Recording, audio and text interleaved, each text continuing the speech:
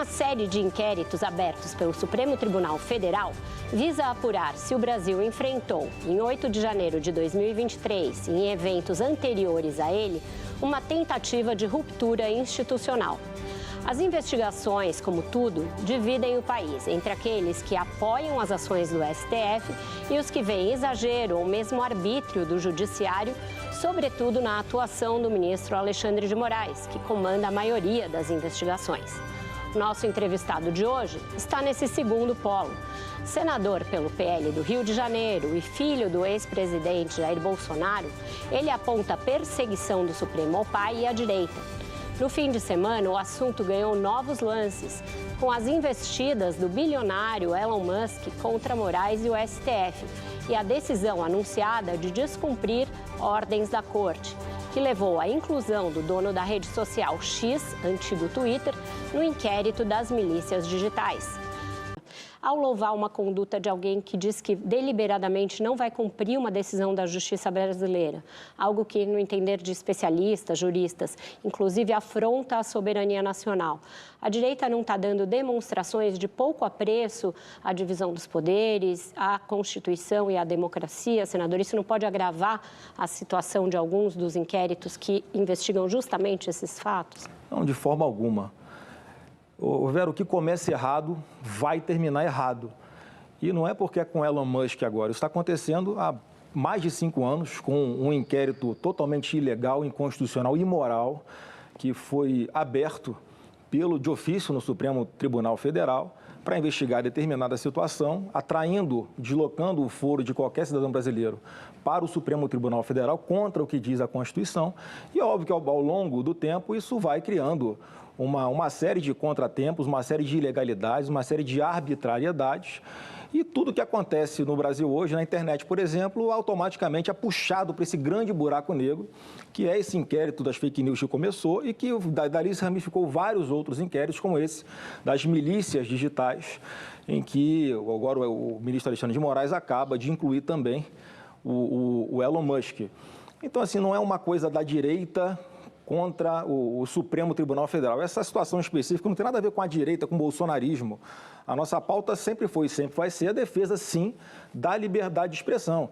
E o que a gente está defendendo não é nada contra o Supremo. A minha fala aqui hoje vai ser sempre no sentido de valorizar e de dar uma oportunidade, porque ainda dá tempo de o Supremo resgatar a credibilidade, a importância que tem, o papel que tem numa democracia, porque eu percebo que praticamente o ministro, a toda hora, pela sua postura exagerada, no meu ponto de vista, fora da lei, contraditória em vários momentos, contra os precedentes da própria Corte, acaba trazendo a Corte para um assunto que ela não deveria, estar se envolvendo. Nesse inquérito, o primeiro, que originou os demais, o inquérito das fake news lá de 2019, depois ele foi referendado pelo Pleno do Supremo. O senhor chamou de ilegal.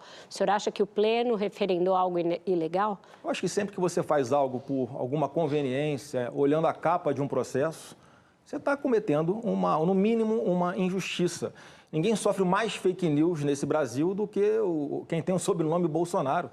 E nem por causa disso, o presidente Bolsonaro, nos seus 4 anos de governo, defendeu o fechamento de emissora, fechamento de rede social, enfim, qualquer tipo de perseguição política a adversários, usando o aparato público. E a percepção que grande parte da população tem hoje, Vera, é essa. Porque o tratamento que é dado para um político que é de direita é diferente do tratamento que é dado para um político de esquerda. Você pega ali declarações do Vadir Damus em 2018 dizendo que o Supremo tinha que ser fechado. O que aconteceu com ele? Nada. Você tem declaração do José Dirceu, após sair da cadeia, dizendo que o Supremo tinha que ter os seus poderes suprimidos. O Supremo não tinha que ser considerado um poder. O que aconteceu com ele? Nada. Tem reportagens... Foi preso, né? Foi preso algumas vezes. Depois, em função dessa fala que eu digo de agressão, aí sim direta, expressa ao Supremo Tribunal Federal. E eu sou testemunha ocular de várias situações que aconteceram ao longo do governo Bolsonaro, em que ele, quase 100% das vezes, falava muito mais reagindo a algo que ele achava que estava sendo injusto contra ele e não fez nenhum ato. Me fala um ato do presidente Bolsonaro que foi de afronta à Constituição, afronta ao Supremo Tribunal Federal. Ele teve discussões ali em determinadas situações específicas em que ele pode ter exagerado numa fala ou outra, mas sempre defendendo aquilo que ele acreditava e sem tomar nenhuma medida que fosse contra a democracia. O senhor trabalha com a possibilidade do seu pai, o ex-presidente Jair Bolsonaro, ser preso e, em meio às investigações, ele teve o passaporte apreendido, tendo uma iminente prisão. O senhor acha que ele fugiria? Olha, não acredito. Em situações normais não teria nem motivo para ele estar sendo investigado. As razões que levaram à inelegibilidade dele, por exemplo, são esdrúxulas. Uma reunião com embaixadores, excesso de democracia ao bater o recorde no Guinness Book de pessoas em uma demonstração pacífica, pública, aberta na Praça dos Três Poderes, em Brasília e em São Paulo, de apoio a um governo. Você normalmente vê as pessoas se mobilizando para criticar um governo, contra o aumento de passagem, contra o aumento do preço de alimento, enfim, contra a corrupção. Agora, a favor de um governo, é porque a percepção da população, Basília, é a de que está havendo uma perseguição. E a consequência óbvia disso, previsível disso, é o que está acontecendo agora. Aonde o Bolsonaro vai, ele é recebido, parece que é o Brasil chegando, né, campeão da Copa do Mundo em 2002. As pessoas sensibilizadas com ele, uma pessoa do bem, uma pessoa honesta, uma pessoa humilde, que fez o melhor que pôde pelo Brasil. Não tem desvio de corrupção, não teve desvio de corrupção no governo. O Brasil, mesmo com pandemia, bateu o recorde de 100 milhões de pessoas trabalhando com carteira assinada. Então, óbvio que a população compara. O que aconteceu com o governo que foi corrupto do Lula? Aconteceu isso.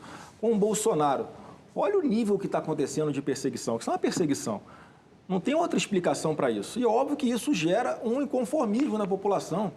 O senhor falou que incitação contra o Supremo Tribunal Federal não partiu do bolsonarismo. Em 7 de setembro de 2021, então o presidente Bolsonaro, seu pai, fez um discurso aqui na Avenida Paulista, dizendo que não cumpriria ordens do Supremo Tribunal Federal. Ele recuou alguns dias depois naquela famosa carta que foi enviada ao Supremo. Isso não é incitar? Claro que não. Você lembra do contexto, né?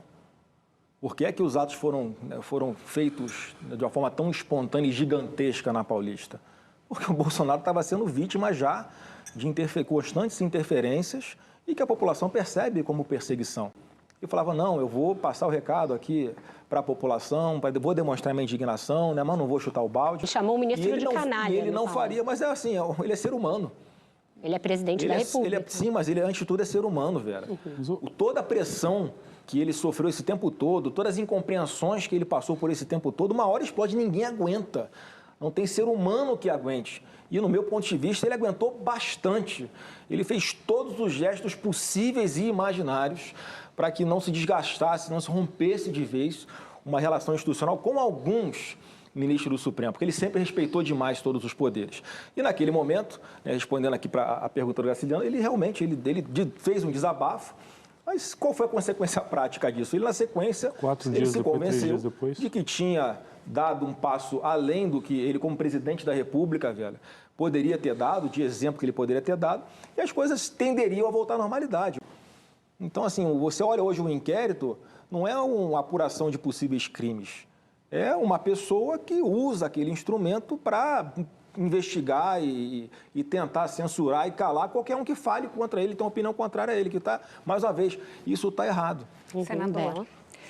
Então, o senhor pintou ali um céu de brigadeiro do governo do seu pai, de respeito ao Supremo Tribunal Federal, amplo apoio popular, onde ele chega agora ele é recebido como uma estrela. Então, por que ele perdeu em 2022? E mais, as investigações da Polícia Federal mostram a articulação de um golpe de Estado para ele se manter no poder, com delação do Mauro Cid, que era o braço direito dele, com a confirmação de comandantes das forças que foram nomeados por ele, com documento de minuta golpista encontrado na casa do ex-ministro da Justiça, do ex-presidente Jair Bolsonaro. Enfim, esses são os dois pontos que eu gostaria de entender. Ô Bela, se eu quiser te vender um terreno na Lua agora, você vai aceitar? Por quê? Porque isso é um crime impossível. Na faculdade de Direito, esse é o exemplo básico que um professor dá. Olha, quando é um crime impossível, não há crime, porque não tem um ser humano que vai acreditar que vai cair num golpe de eu querer te vender um terreno na Lua. Essa narrativa de tentativa de golpe no 8 de janeiro é um crime impossível.